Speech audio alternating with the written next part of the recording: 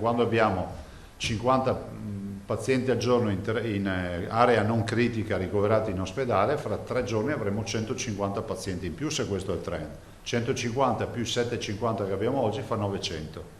A 900 scatta l'area gialla per tutto il Veneto. Continua a crescere la curva dei contagi in Veneto e a preoccupare soprattutto quella dei ricoveri ospedalieri in area non critica, 50 in più al giorno, e ogni 9 ricoverati, 1 finisce in terapia intensiva. Entro 3-4 giorni, annuncia il presidente della regione, tutto il Veneto entrerà in terza fascia sulle 5 individuate dal piano sanitario regionale. 2 province praticamente già ci sono. Belluno, che è in terza fascia e che si vedrà costretta ad attivare sempre più letti presso l'ospedale di Belluno, e la provincia di Treviso, che comincia ad essere interessata da ricoveri importanti in area non critica, che quindi passerà velocemente alla terza fascia.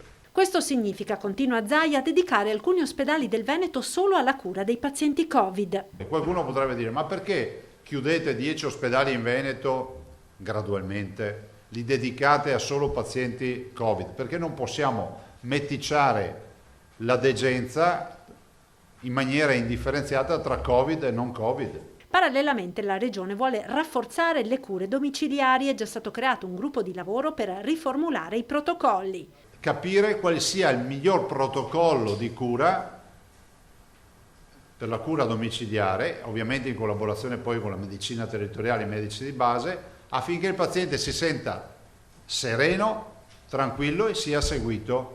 Intanto domani, con la partenza della didattica a distanza al 75% per gli studenti delle superiori, in Veneto il trasporto pubblico locale si sgraverà di 200.000 persone su un totale di 1.200.000 pendolari.